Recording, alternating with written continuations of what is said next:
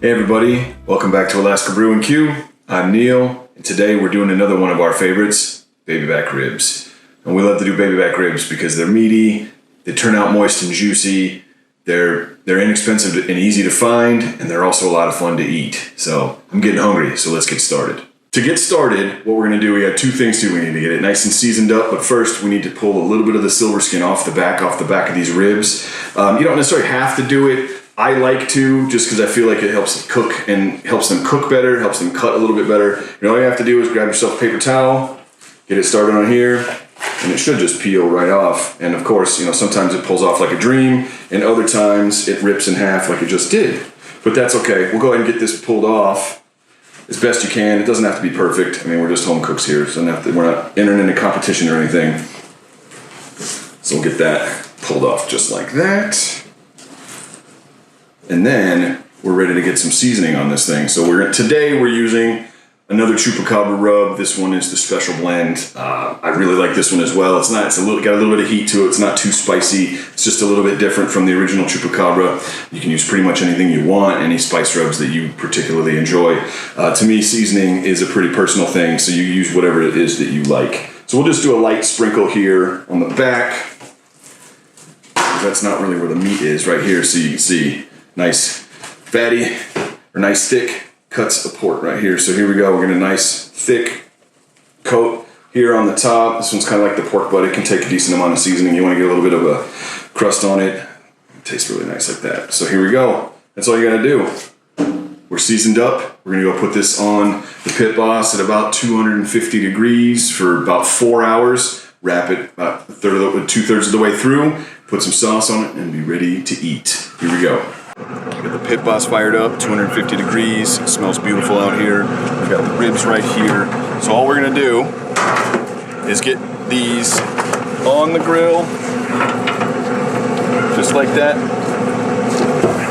And they're gonna sit there for about 2 hours until we're ready to wrap them in foil, because we're about 2/3 of the way through. Put them on for 2 hours, wrap them in foil, and take it off, finish them on the pit with just a little bit of barbecue sauce and a kiss more smoke, and they're gonna be beautiful. So we'll come back here in 2 hours and wrap these in foil. So the ribs have been on for about 2 hours. They're looking really nice on the outside. What we're gonna do now is wrap them up in a little bit of foil. Oh yeah, look at that. Perfect, holding together really nicely. I'm gonna wrap them up in a little bit of foil and add just a little bit of apple cider vinegar and water just to keep them moist. Just need about a tablespoon or so of that. Wrap them up.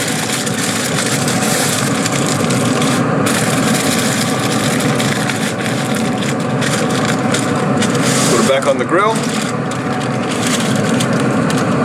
We're gonna let them sit in the foil for about an hour, and then we'll pull them off. Put some sauce on them, finish them up right there on the smoke. It's gonna be fantastic. The ribs have been in foil for an hour. Now we're ready to do the finishing touches on these things right here.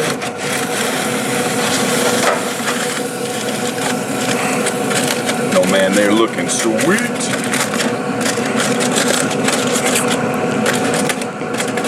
All right, so the last part we're gonna do is take just a little bit of that homemade sauce that we've got and just dress it right on the top here.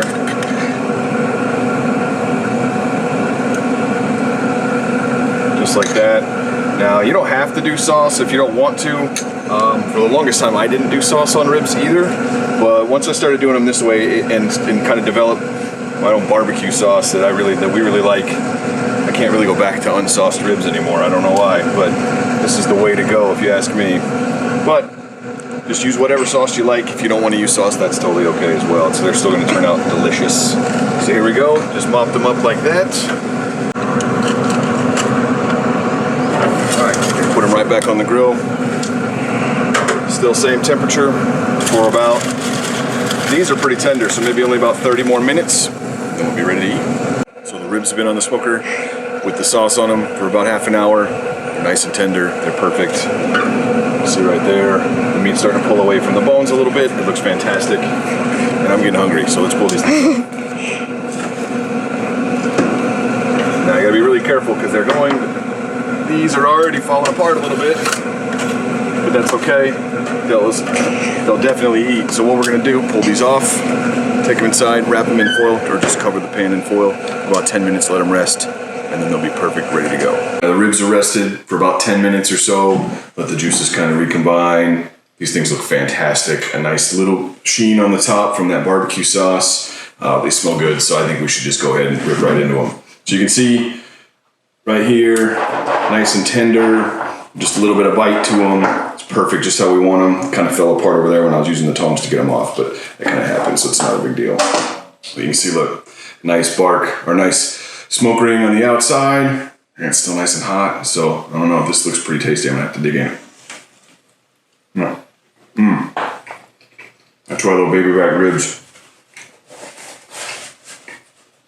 So moist and flavorful, super easy, really hard to mess them up. So for today's beer pairing, I wanted to find something that would really stand up to that rich, meaty pork flavor that we've gotten on these ribs. And so today we went with American Porter, the Sun Thief Porter from Midnight Sun Brewing Company here in Anchorage. They make amazing beers. This one's nice, got a nice roasty maltiness to it that really pairs well with these ribs. So cheers everybody, we'll see you next time. Hey, it's Neil again. If you like what we're doing here on Alaska Brew and Q, I'd love it if you'd hit the subscribe button down below, give us a thumbs up, and you can catch us on Instagram at AKBrewandQ. Thanks everybody, we'll see you next time.